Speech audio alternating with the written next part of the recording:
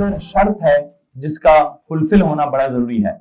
वो क्या है जनाब साहब कि sir there shall be a restoring force और a restoring acceleration that is directly proportional to क्या, द डिस्प्लेसमेंट और द नेगेटिव ऑफ डिस्प्लेसमेंट। इस बात का फुलफिल होना बहुत ही जरूरी है। क्या होने के लिए? उस ऑसिलेशन को या किसी भी ऑसिलेटरी मोशन को सिंपल हार्मोनिक होने के लिए। मैं उम्मीद करता हूं कि इस बात का आपको पता होगा। अब हमने कितने केसेस को सिंपल हार्मोनिक कहा है, मैंने अपने नोट्स की बुनियाद पर, नोट्स में सबसे पहले वो सिंपल पेंडुलम को सिंपल हार्मोनिक कहा है, फिर मैं कल के लेक्चर में क्या बोलते हैं, मास स्प्रिंग सिस्टम जब ऑसिलेट करता है तो उन ऑसिलेशंस को, शायद अभी तक तो मैं पहुंचा तो नहीं हूं, लेकिन हाँ आपको पता है कि मैं नोट्स में पढ़ा रहा हूं तो इट मस्ट बी क्या, it must be simple harmonic, तभी पढ़ा रहा हूं। ठीक है, सो अब देखते हैं कि वो सिंपल हार्मोनिक कैसे है और कैसे नहीं है। हमने क्या किया, हमने कल केस नंबर 2 डेवलप किया सिंपल हार्मोनिक मोशन का। वैसे केस नंबर 1 क्या था जी? It was simple pendulum.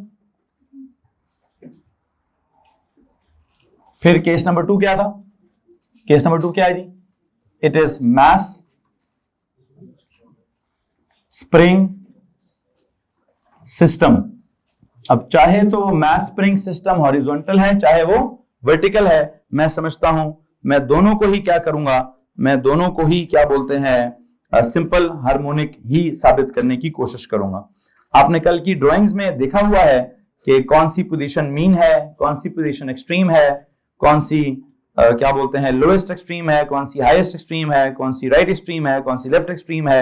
Spring को पहले से अगर खींचा हो तो क्या सिचुएशन है, उसके बाद और खींचेंगे तो क्या सिचुएशन होगी, और छोड़ेंगे तो क्या होगा। हमने कहा द मास स्प्रिंग सिस्टम चाहे वर्टिकल है चाहे हॉरिजॉन्टल है, उसको अगर डिस्प्लेस किया जाए, उसकी मेन पोजीशन से डिस्टर्ब किया जाए या स्ट्रेच किया जाए या कंप्रेस किया जाए और उसके बाद छोड़ा जाए तो सेट करता है अपने आप को इनटू एन ऑसिलेटरी मोशन। और उस ऑसिलेटरी मोशन में हम उस ऑसिलेटरी मोशन को क्या कहते हैं, हम उसको रिगार्ड करते हैं एज सिंपल हार्मोनिक मोशन। और उसका हमारे पास कॉलम्स खत्म करके हमने कहा जी एक्सप्लेन करें कैसे उसको आप रिगार्ड करते हैं सिंपल हार्मोनिक मोशन। तो मैंने कहीं ना कहीं वहां पर कहा कि जब नीचे खींचूंगा तो स्प्रिंग में ऊपर की तरफ टेंशन पैदा होगी, या उसको अगर ऊपर की तरफ दबाऊंगा तो स्प्रिंग के अंदर नीचे की तरफ कुछ फोर्स पैदा होगी। या हमने जो हॉरिजॉन्टल वाला था तब भी यही कहा कि अगर उसको यूं खींचूंगा तो स्प्रिंग के अंदर टेंशन यूं पैदा होगी, अगर उसको अंदर की तरफ दबा दिया तो स्प्रिंग के अंदर कंप्रेशन यूं पैदा होगी।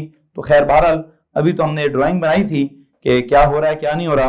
मैं अपने आज के लेक्चर को कल के लेक्चर के साथ ही एग्जैक्टली कनेक्ट करना चाहता हूं, जिसमें मैंने आखिरी जुमला आपको क्या बोला है, टेंशन और compression in the spring, string लिखा हुआ है, spring in the spring access क्या। वैसे स्प्रिंग और स्ट्रिंग आपको पता है पिछले साल हमने कहीं ना कहीं सेम भी कहा हुआ है कि स्ट्रिंग में भी एक्सटेंशन हो सकती है। खैर जो भी है, टेंशन और compression in the spring acts as क्या, acts as the restoring force that brings the object back to the mean position from any displacement। हमारा कल का लेक्चर यहां कंप्लीट हुआ था। मुझे लगता है मुझे डायग्राम दोबारा बनाने की जरूरत नहीं है, मैंने डायग्रामेटिक एक्सप्लेनेशन आपको कल दे दी है। आपने वहां टेंशन को ऑब्जर्व कर लिया है, आपने वहां कंप्रेशन को भी ऑब्जर्व किया हुआ है, और आपने उनमें उनकी direction with respect to displacement is opposite, इसको भी कल डायग्राम में ऑब्जर्व किया हुआ है। मेरे पास अभी क्या है, मैं भी उसको न्यूमेरिकली एड्रेस करना चाहता हूं, मैं उसको न्यूमेरिकली देखना चाहता हूं। देखते हैं कि न्यूमेरिकली वहां क्या महसूस होता है और क्या नहीं। आपके कल के लेक्चर की आखिरी बात क्या थी, दोबारा सुन लीजिए। उस मास स्प्रिंग सिस्टम के अंदर जो जब आप स्प्रिंग को या मास को नीचे या ऊपर या आगे या पीछे खींच कर छोड़ते हैं तो स्प्रिंग के अंदर एक टेंशन या कंप्रेशन पैदा होती है।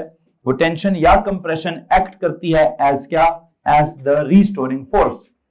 टेंशन ज्यादा जनरल वर्ड है, ये कंप्रेशन ज्यादा जनरल वर्ड है।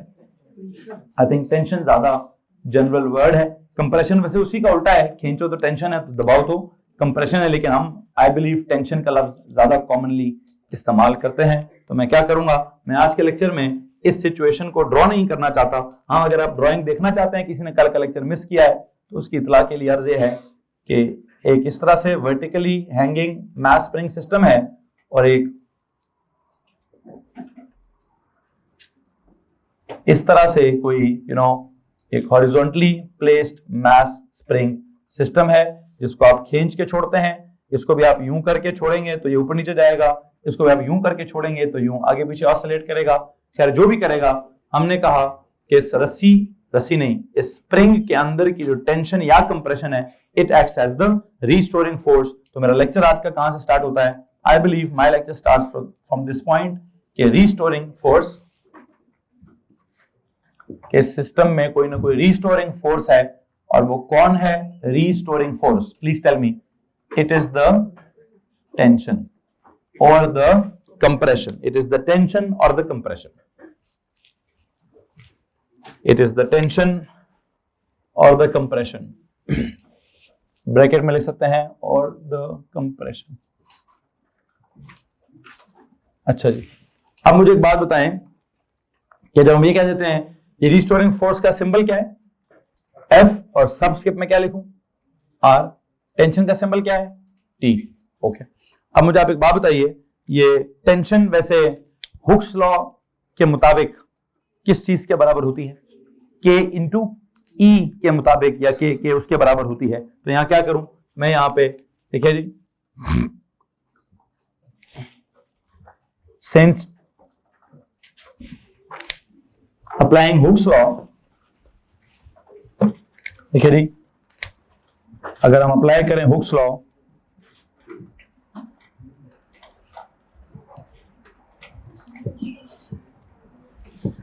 What is Hooke's law by the way? कि टेंशन इज इक्वल टू के इंटू क्या? ई। के इंटू ई या के into x? What is this के? इस वक्त तो मैं उसको ई नहीं बोलूंगा, इस वक्त तो जब जितनी डिस्प्लेसमेंट होगी उस वक्त उतनी क्या होगी? उतनी टेंशन होगी। जितनी ज्यादा डिस्प्लेसमेंट होगी टेंशन उतनी, जितनी कम डिस्प्लेसमेंट होगी टेंशन उतनी कम होगी। तो आई थिंक इसको मैं ई नहीं कहना चाहता, मैं इसको क्या कहना चाहता हूं? मैं इसको के इंटू एक्स कहना चाहता हूं। वैसे के क्या चीज है? K is that spring's constant, and what is X? X is the displacement, और यू कैन कॉल इट क्या? एक्सटेंशन। जी भाई, अगर आप हुक्स लॉ का फॉर्मूला देखेंगे that says K T for tension is equal to K X, तो ऊपर वाला फॉर्मूला क्या डेवलप होगा? F R is equal to T की जगह क्या लिखूं? के इंटू एक्स लिखूंगा तो सही, लेकिन अब एक प्रॉब्लम है। अब प्रॉब्लम क्या है कि अगर डिस्प्लेसमेंट जो है वो राइट की तरफ है तो क्या सिचुएशन चल रही है? It's not x, I believe it should be minus x. मुझे यहाँ के के साथ एक्स की जगह क्या लिखना चाहिए? या माइनस क्यों लिखना चाहिए? या माइनस क्यों लिख रहा हूं जी मैं? बिकॉज सर वो रिस्टोरिंग फोर्स और क्या बोलते हैं displacement are what? They are opposite in direction. तो मैं यहाँ इस माइनस के साथ माइनस क्यों लिखवाना चाह रहा हूं? अब बेशक के एक्स लिखकर उसके पीछे माइनस लिख दें, या चले काम करता हूं के एक्स लिखकर क्या करें, मतलब टेंशन की जगह के एक्स लिख दिया। अब के एक्स के साथ क्या करें? आई थिंक यहां क्या लिखें, बल्कि कैसे लिखता हूं, देखिए जी, since restoring force and displacement are opposite in direction,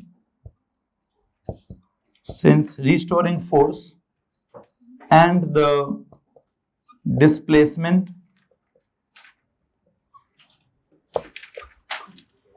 are in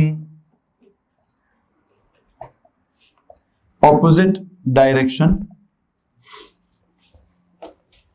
since the restoring force and displacement are in the opposite direction, so what? So the formula should be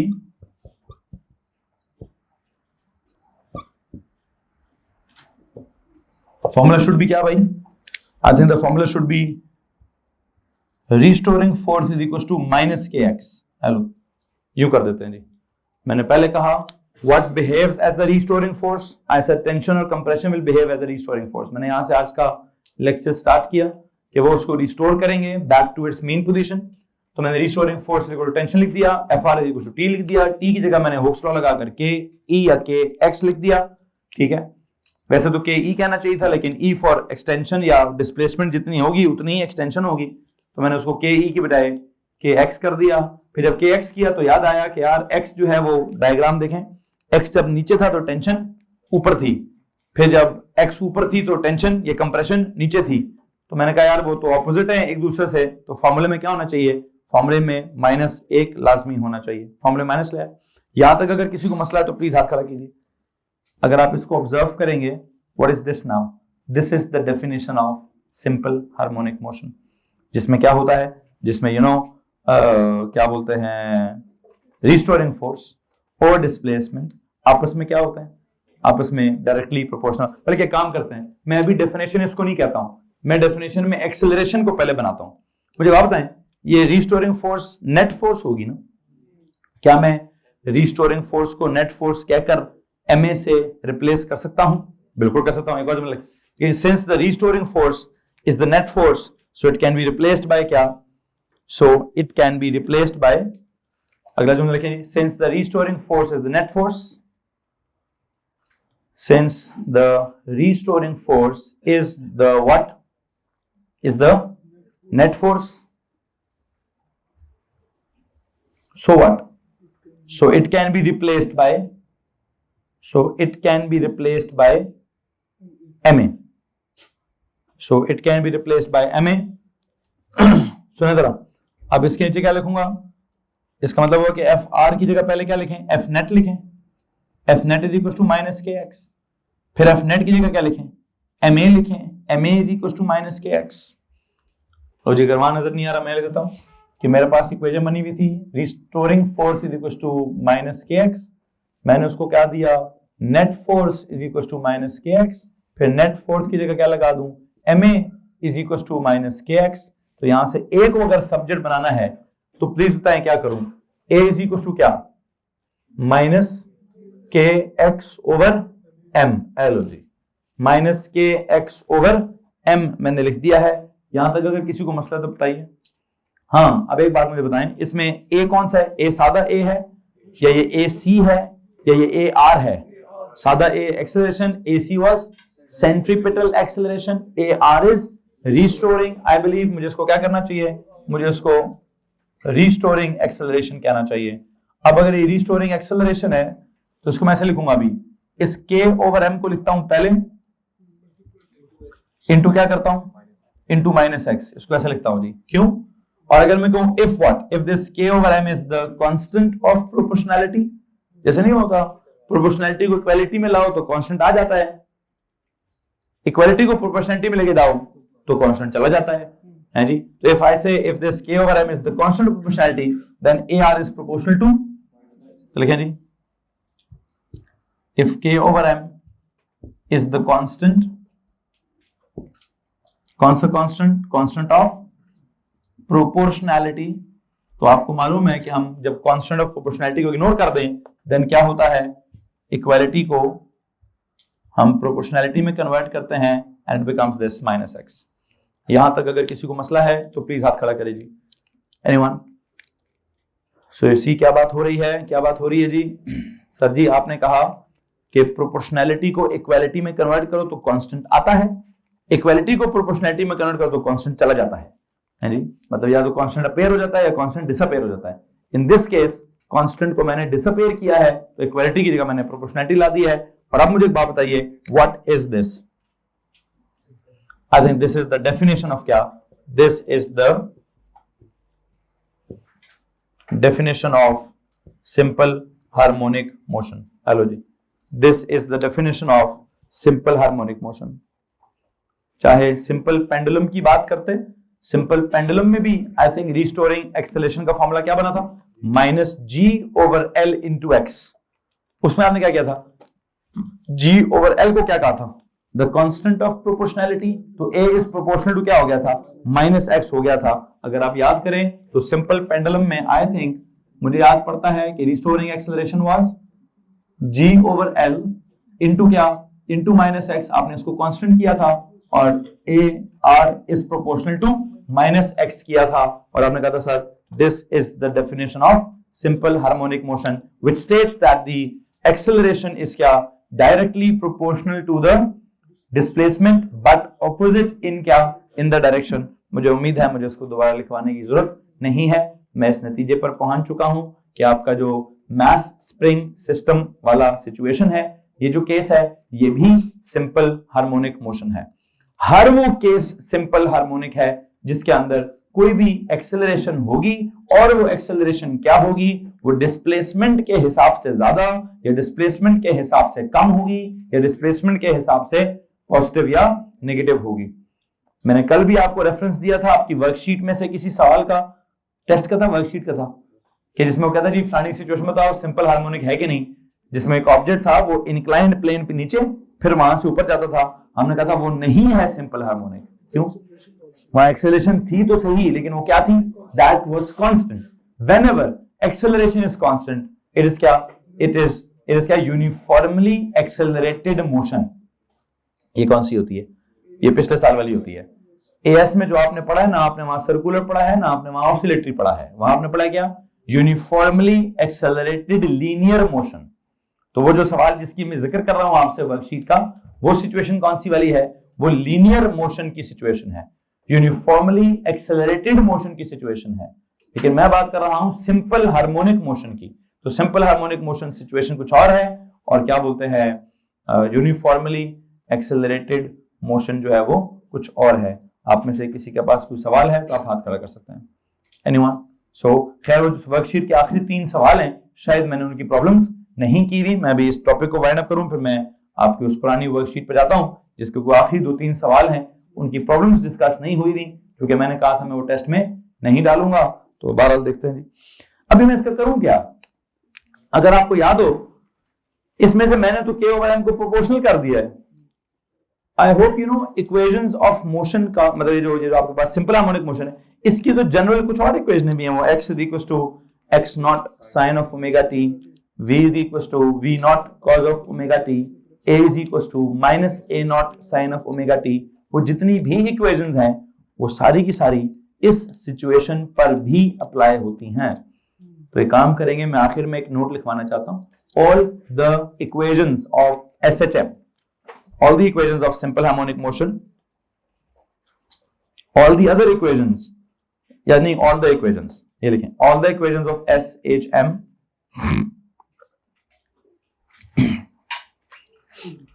all the equations of SHM apply to this situation as well.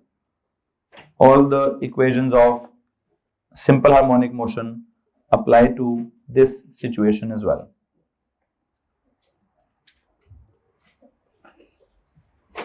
कौन सी equations of simple harmonic motion? Starting with x equals to x naught sin omega t, v equals to v naught cos omega t, v naught equals to x naught omega, then a equals to minus a naught sin omega t. What is a naught equals to? या तो v naught omega या फिर x naught omega square. Then there was a general equation of velocity. It was x over x naught का whole square plus v over v naught का whole square equals to 1, या फिर x over x naught का whole square plus v over x naught omega का whole square equals to 1, या फिर v equals to plus minus omega whole under root of x naught square minus x square. Then acceleration is equals to क्या? a equals to minus omega square into x. हाँ, इसका मुझे लेना देना है। ये जो आपकी है ना कौन सी वाली, a equals minus omega square into x, उसको देखकर, और a equal minus k over m into x, इन दोनों को मैं क्या इन दोनों को इक्वेट कर क्या कर सकता हूं, फ्रीक्वेंसी का फॉर्मूला निकाल सकता हूं। यह था एक टेस्ट में भी आपके सवाल, कि वहां मैंने कोई एक ही इक्वेशन क्या लिखी हुई थी, माइनस जी ओवर आर इंटू एक्स। उस सवाल में मैंने कहा जी फ्रीक्वेंसी निकालें, कैसे निकली होगी, g ओवर r को या पता नहीं जो भी था वो, उसको ओमेगा स्क्वायर बना दिया होगा, ओमेगा स्क्वायर को 2 पाई f बना दिया होगा, 2 पाई f की जगह 2 पाई ओवर t, जो भी निकालना था वहां पे आपने निकाल लिया होगा। आई डोंट नो वहां क्या नोन है तो क्या अननोन है। बहरहाल मैं भी क्या करना चाहता हूं, आई बिलीव मैं भी यहां पर सारी इक्वेशंस मेंशन नहीं करना चाहता, सिर्फ कौन सी वाली, जो माइनस ओमेगा स्क्वायर x वाली इक्वेशन है उसको, और minus k over m into x वाली इक्वेशन को आपस में कंपेयर करके time period of mass spring system का फॉर्मूला निकालना चाहता हूं। सवाल स्प्रिंग सिस्टम पहले मैं ऑसिलेटिंग मास स्प्रिंग सिस्टम की फ्रीक्वेंसी का फॉर्मूला निकालूंगा, फिर उसी में से मैं ऑसिलेटिंग मास स्प्रिंग सिस्टम की टाइम पीरियड का भी शायद फॉर्मूला जो है वो निकालूं। बताएं जनाब साहब, फ्रीक्वेंसी का कैसे फॉर्मूला निकालूं? जवाब लिखें, it should be derived by comparing the general equation of acceleration with the specific equation of acceleration। लिखे जी, it should be derived by comparing the क्या general equation of acceleration, it should be derived by comparing the general equation of by comparing the general equation of acceleration with the specific equation of acceleration,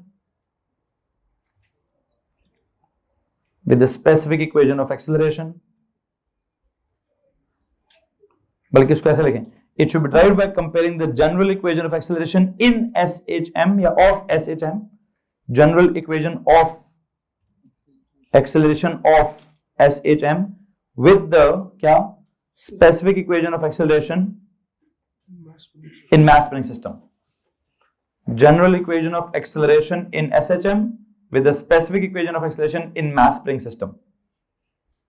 दोबारा सुन लीजिए क्या बोला मैंने, it should be क्या derived by comparing the general equation of acceleration of SHM with क्या with the specific equation of acceleration in क्या in या of mass spring system। क्या है जनाब साहब, जनरल क्या है और स्पेसिफिक क्या है? जनरल इक्वेशन ऑफ, एक काम करें अंडरलाइन करें इसको, जनरल इक्वेशन को, general equation of acceleration of simple harmonic motion, और फिर specific equation of acceleration in या ऑफ मास स्प्रिंग सिस्टम। इन दोनों को क्या करना है जनाब, सब इक्वेट करना है। बताएं जी क्या इक्वेशन है? जनरल है minus omega square into x, specific क्या है minus k over m into x. Hello जी, ऐसे ही है ना, जनरल वाली minus omega square x, specific वाली क्या होगी minus k over M x. क्या करूं, दोनों तरफ से माइनस माइनस काट दें सर, एक्स एक्स भी काट दें सर, तो क्या बचा पीछे सर जी? पीछे बचेगा क्या, omega square is equal to क्या के ओवर एम। ठीक है, ये ओमेगा क्या होता है 2 पाई एफ का whole square is equal to K over M, फिर 2 pi F is equal to K over M का under root of K over M, फिर एफ इज इक्वल टू क्या 1/2 pi under root of K over M. Hello जी, this is the formula for what, for the frequency of क्या, for the frequency of क्या बना, oscillating या oscillating mass spring system. एक बात तो बताएं, ये फ्रीक्वेंसी का फॉर्मूला फॉर ऑसिलेटिंग पेंडुलम ऐसे ही नहीं था?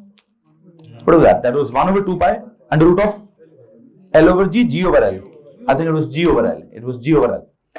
हाँ, फ्रीक्वेंसी वाले में G over L, time period वाले में L over G, something like that. आप ये मिक्स ना कर दीजिएगा कहीं भाई, इनके रटे मारने हैं आपने, अगर अल्टीमेटली आप याद करना चाहते हैं। क्या मैंने फ्रीक्वेंसी का फॉर्मूला तो ड्राइव कर लिया है, मैं फ्रीक्वेंसी के फॉर्मूले के बाद I think I should write the formula for, ठीक है जी, what is the formula for time period, पर कैसे लिखे, derive the formula for time period as well, derive the formula for time period as well,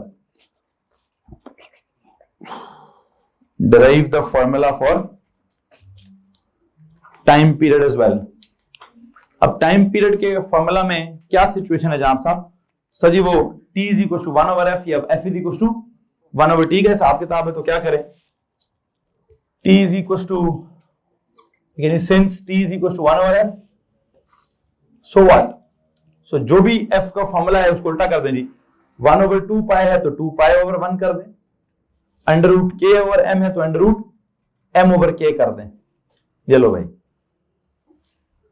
since time period और frequency एक दूसरे के रेसिप्रोकल हैं, एक दूसरे के उल्टे हैं, तो जो भी टाइम पीरियड का फॉर्मूला है, मतलब जो भी फ्रीक्वेंसी का फॉर्मूला है टाइम पीरियड का फॉर्मूला, उसे उल्टा कर दें। 1/2 है तो 2π/1 कर दें, k/m है तो m/k कर दें। यहां से देखकर मुझे एक बात बताएं,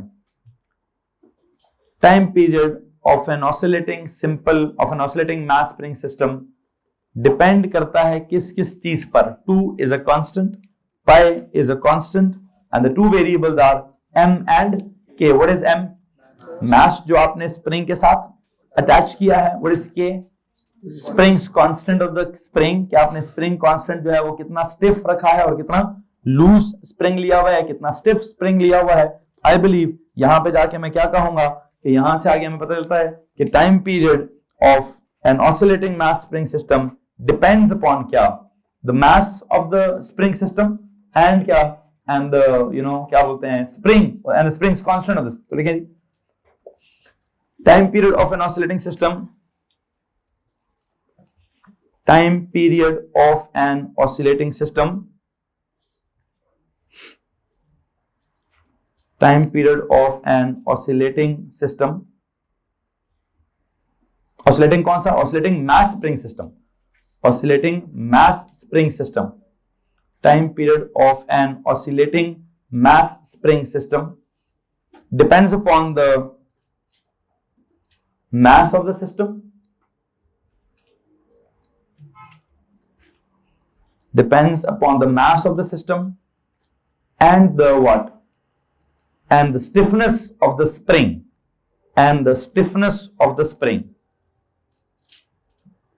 mass of the system and the stiffness को क्या बोले ब्रैकेट में, springs constant। आई होप आपको याद होगा हमने AS में इसकी जगह क्या लफ्ज इस्तेमाल किया था, springs constant को stiffness बोला हुआ हमने, stiffness या springs constant of the spring। यहां तक किसी को मसला जी? और क्या ताल्लुकात हैं वो आप देख सकते हैं कि सर जी टाइम पीरियड का मास के साथ क्या प्रोपोर्शनैलिटी है, डायरेक्ट प्रोपोर्शनैलिटी है, और स्टिफनेस के साथ क्या प्रोपोर्शनैलिटी है, इनवर्स प्रोपोर्शनैलिटी है। तो आपको मुझे लगता है मैंने ये प्रोपोर्शनैलिटियां नहीं समझानी, A2 के बच्चे को पता होता है कि डायरेक्ट का मीनिंग क्या है और इनवर्स का मीनिंग क्या है। A2 के बच्चे को पता होता है कि लीनियर प्रोपोर्शनैलिटी क्या है, क्वाड्रेटिक प्रोपोर्शनैलिटी क्या है, और ये जो अंडर रूटिक प्रोपोर्शनैलिटी होती है इसका मतलब क्या होता है।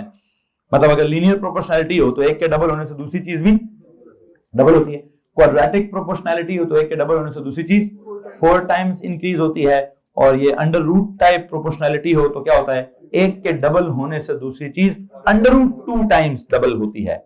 अब ये अंडर रूट 2 टाइम्स डबल होना क्या है, 1.41 टाइम्स ज्यादा होना है। इसके लिए ग्राफिकल अंडरस्टैंडिंग बहुत अच्छी होती है कि वो लीनियर प्रोपोर्शनैलिटी मतलब graph is a straight line, quadratic proportionality मतलब graph is increasing gradient, and quadratic जो under rooted proportionality is a graph is वो डिक्रीजिंग ग्रेडियंट वाला, उसका एक पर्टिकुलर सेंस है। आई होप इसमें किसी को प्रॉब्लम नहीं होगा। वैसे मैं चाहता हूं कि इस बात को कहीं ना कहीं साइड पे या पेज के हेडर पे जाएं, ये 3 प्रोपोर्शनैलिटीज डिस्कस करें, पेज के हेडर पे जाएं। जब भी कोई एक्स्ट्रा बात याद आती है तो आई वुड लाइक कि उसको कहीं ना कहीं मेंशन कर दिया जाए तो सही रहता है बंदा। A is proportional to B, A is proportional to B square, A is proportional to under root of B। क्या सीन है इसका सर? इसका ये सीन है। इसका क्या सीन है? A is B, A और B ये सीन है, A और B का ये सीन है, जिसमें पहले वाले ग्राफ का मतलब है जितना B में इजाफा होगा उतना ही A में इजाफा होगा। दूसरे वाले ग्राफ का मतलब क्या है, B में जो इजाफा होगा A में उससे ज्यादा इजाफा होगा। C वाले ग्राफ का मतलब क्या है, B में इजाफा ज्यादा होगा, A में इजाफा कम होगा।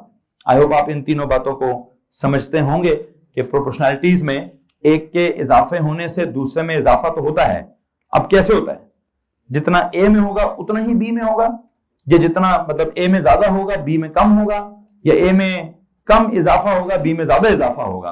आई थिंक ये 3 मुख्तलिफ बातें हैं, ये हमने कहीं ना कहीं AS में बहुत ज्यादा डिटेल से सुनी समझी हुई हैं, इसलिए मैं जैसे इनको आपके सामने लिख रहा हूं, मैं इसकी डिटेल नहीं समझाना चाहता। बराबर, यहां तक किसी को मसला है भाई?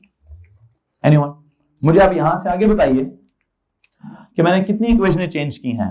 ये जो आपका ऑसिलेटिंग मास स्प्रिंग सिस्टम है उसमें मैंने सिर्फ क्या कहा कि एक तो मेरी वो स्पेसिफिक रिस्टोरिंग एक्सेलरेशन की इक्वेशन चेंज हुई है, लेकिन उसमें proportionality change, definition of simple harmonic motion change नहीं हुई, लेकिन उसकी स्पेसिफिसिटी चेंज हो गई। कैसे चेंज हो गई? जैसे उसकी स्पेसिफिसिटी में क्या होता है, वो क्या बोलते हैं, एक्स के कोएफिशिएंट के तौर पर क्या आता है, इट्स के ओवर एम। पहले एक्स के कोएफिशिएंट के तौर पर क्या आता था, it was G over L. तो हमने पहले ओमेगा स्क्वायर को जी ओवर एल के बराबर किया होगा, अभी हमने ओमेगा स्क्वायर को के ओवर एम के बराबर किया है। तो निकला क्या है दोनों में से, क्या निकला है सर जी? उधर भी हमने टाइम, अच्छा उधर अपने टाइम पीरियड का फॉर्मूला निकाला ऐसे ही था, लेकिन वहां क्या था, 2 pi under root, I think it was L over G, और अभी क्या निकला है, एम ओवर के। क्या देख लें जो भी है, मैं सही बोल रहा हूँ, बोल रहा हूँ, एल ओवर जी, एल ओवर जी था, जी ओवर एल था, हाँ एल ओवर जी था, 2 pi under root L over G, और यहाँ पर क्या है 2 pi under root M over K. मैंने कैसे इसका रटा मारा है जरा वो सुन लीजिएगा प्लीज। 2 पाई इधर भी है, 2 पाई उधर भी है, इधर मैंने कहा एम ओवर के, उधर मैंने कहा एल ओवर जी। क्यों? इधर mass is the character of the system, उधर length was the character of the system, उधर कांस्टेंट है जी फॉर ग्रेविटी, मतलब यहां कांस्टेंट कौन है, स्प्रिंग का कांस्टेंट, ठीक है। मतलब वहां हमने क्या कहा था कि सर जी वो ग्रेविटी को समझे कांस्टेंट है, तो यहां क्या करूं, स्प्रिंग को समझे कांस्टेंट है।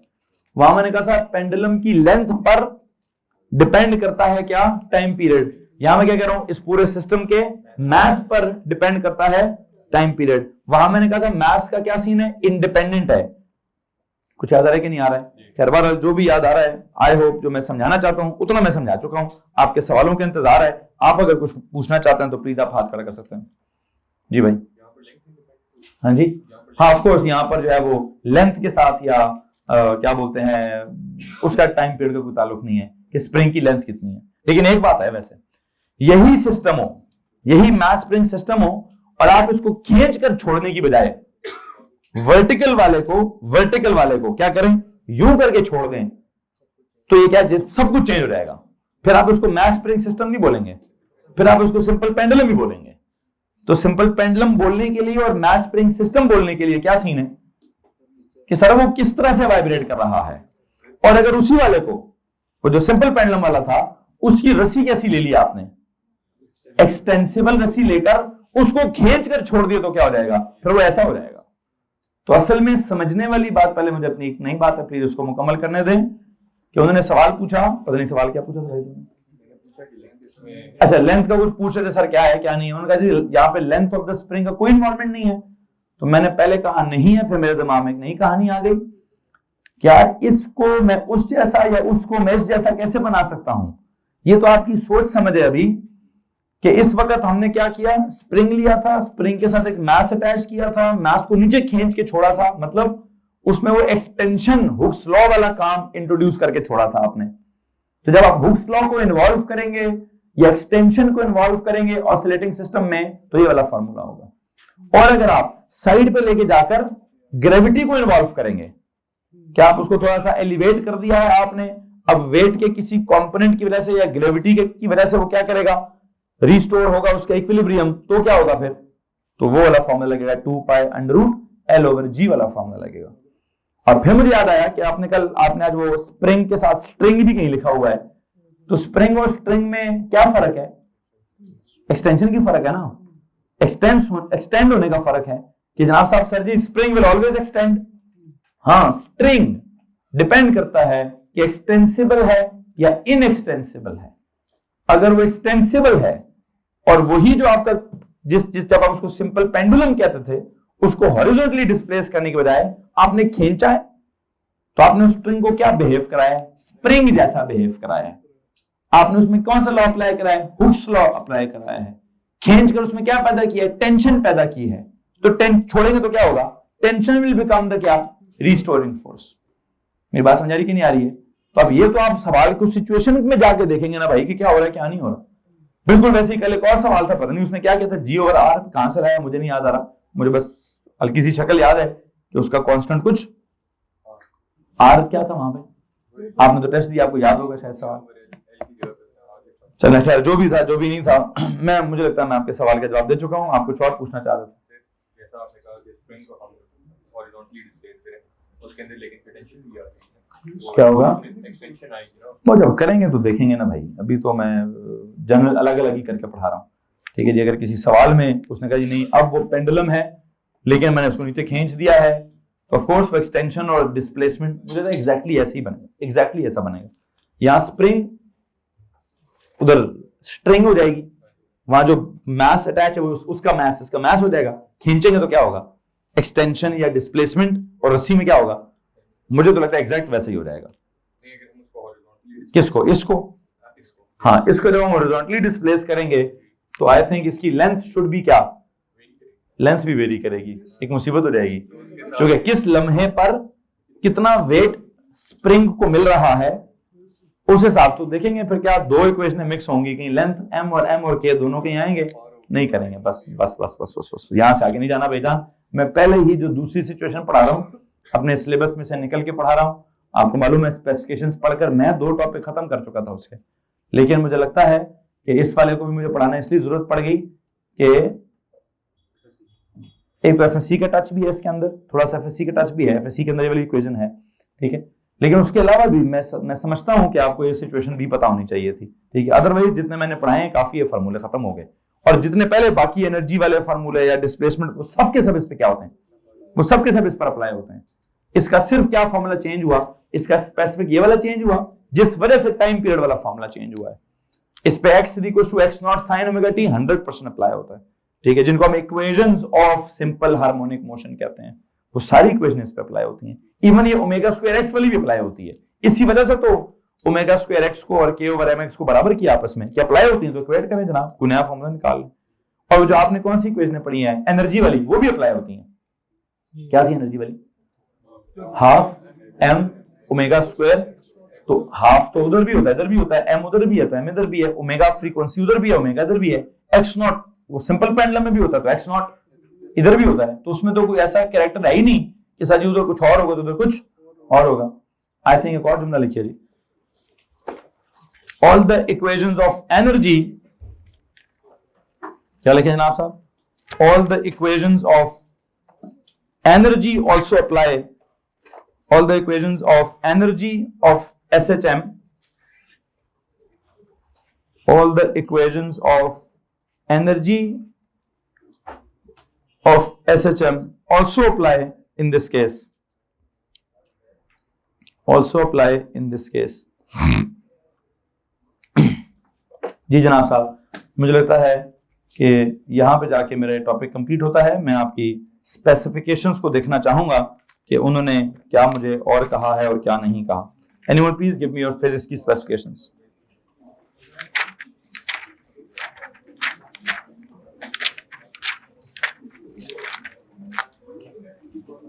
अपनी वर्कशीट भी निकाल लें जी।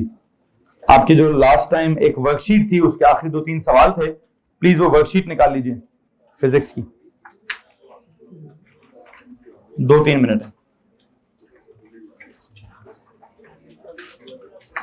सर सबूर एक चीज नोट करें, सर आसिम को कहिए फिजिक्स की ऑसिलेशंस की एक और वर्कशीट चाहिए।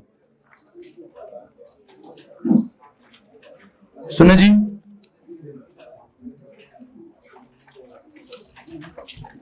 चैप्टर का नाम है 17।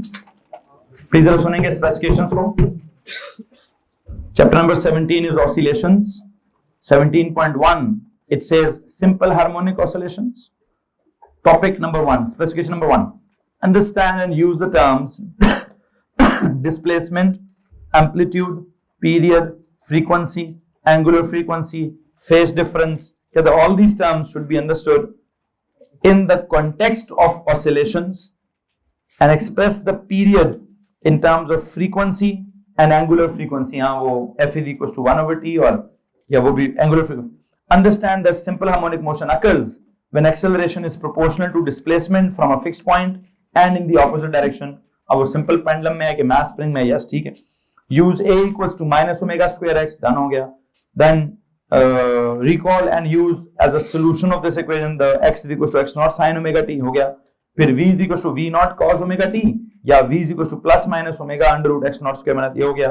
analyze and interpret graphical representations of the variations of displacement, velocity and acceleration with respect to time भी और विद रिस्पेक्ट टू आपस में भी, ठीक है।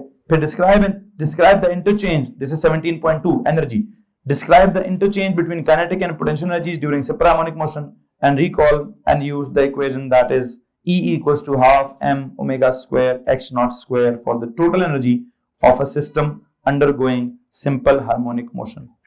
अच्छा, अब एक बात पे आपने गौर किया हो तो ना उसने सिंपल पेंडुलम बोला है ना उसने मास स्प्रिंग सिस्टम बोला है, उसने एक दफा भी दोनों का लफ्ज इस्तेमाल नहीं किया। उसने कहा ये टीचर की मर्जी है कि कहां से दिल करे पढ़ाए। तो पहले मैंने सिंपल पेंडुलम के हिसाब से पढ़ाने की कोशिश की है, फिर मैंने मैथ स्प्रिंग सिस्टम के हिसाब से पढ़ाने की कोशिश की है। और अगर कोई टीचर किसी और सिचुएशन को बुनियाद बनाकर ये सारी चीजें एक्सप्लेन कर देता है तो उनकी मर्जी है भाईजान, ठीक है। और उसके बाद जो मैंने आपको वर्कशीट दी है उस वर्कशीट में ये मुख्तलिफ किस्म की सिचुएशंस हैं और हर सिचुएशन पर ये फार्मूले अप्लाई होते हैं। कब अप्लाई नहीं होता उधर चलते हैं जनाब साहब। आप अगर अपनी वर्कशीट पर जाएं तो मैंने लास्ट लेक्चर में क्वेश्चन नंबर कितने टोटल सवाल थे जी इसमें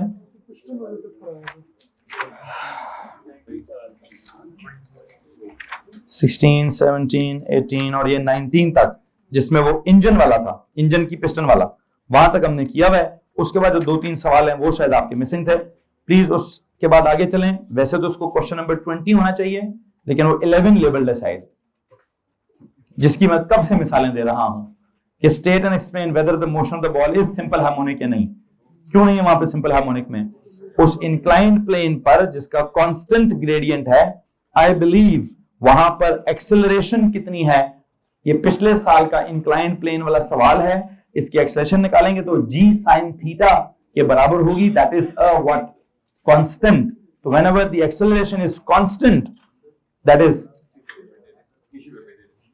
acceleration is what, acceleration is constant, that is क्या, that is g sin theta. Please वहां लिखिए जी। और अगर आप उसकी एक्सेलरेशन साबित करना चाहते हैं तो कैसे साबित होगी? उस सिचुएशन में एक्सेलरेशन कैसे साबित करेंगे जी?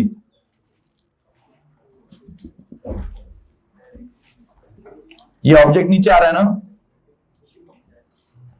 इसका वेट किधर है बच्चों? बोर्ड पे देखो ना यार, इसका वेट किधर है भाई?